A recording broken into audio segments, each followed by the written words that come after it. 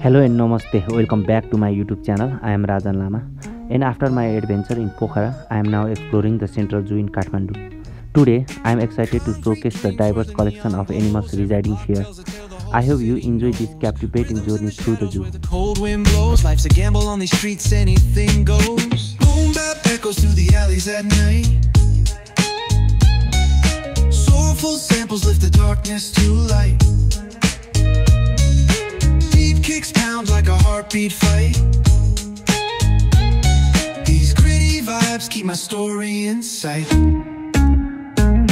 Graffiti on the walls paint the struggle and climb. The clock keeps spinning but I'm owning my time. Words like puzzle pieces fit.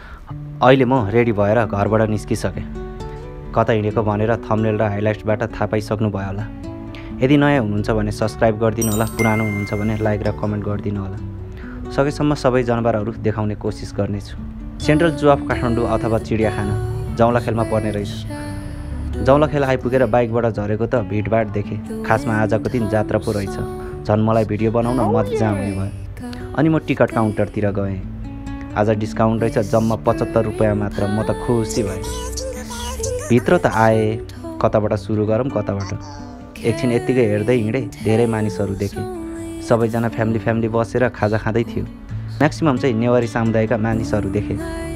मलाई चाहिँ फेरि जनावर हेर्न आतुर थियो। सुरुमा त मलाई थाहा नै भएन कताबाट जाने, बल्ल पछि जाने बाटो देखेँ। एकछिन हजुरहरूको साथ र सपोर्टको खाँचो छ मलाई, त्यसैले अन्तिमसम्म हेरेर साथ दिनु होला।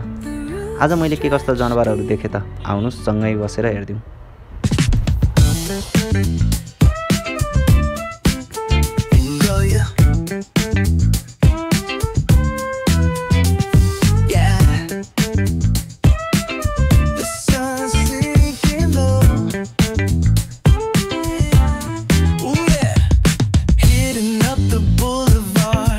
The palm trees glow.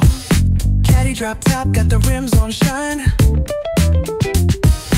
West Coast living, where it's always fine. Barbecue, grilling, got the smoke in the air. Neighbors pulling up, good vibes everywhere. Talk box singing, let the synthesizer play. Grooving through the block like it's a Saturday.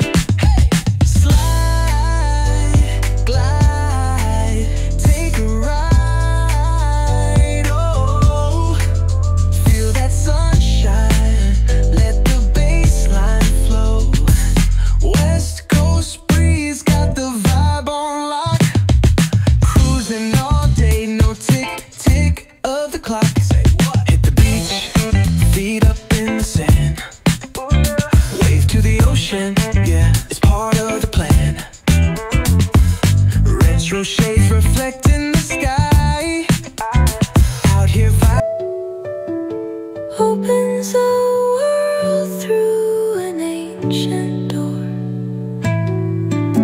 The silence alive, yet brimming with. हजुरहरूलाई के कस्तो लाग्यो comment गर्न नभुल्नु होला। यति भन्दै घर जान तर्फ लागे। अरूहरू पनि घर जान रेडी हुँदै थियो। म पनि गेटतिर लागे। जति बेलुका हुँदै थियो त्यति नै रमाइलो हुँदै थियो। फेरि घर त जानै पर्यो। बाहिर निस्केर इनड्राइभ बुक गरेँ। अहिले चाहिँ म घर जाँदैछु। राइडर दाइको राइडिङ स्टाइल त बब्बाल लाग्यो। म चाहिँ अहिले बानेश्वर आइपुगेँ। यहाँको कोजी लाइट र चिसो हावाले फ्रेस बनायो। पक्कै पनि तपाईहरुलाई भिडियो त मन पर्यो होला, इन्जोय गर्नुभयो होला। के कस्तो लाग्छ कमेन्ट गरिदिनु होला। Bye bye guys.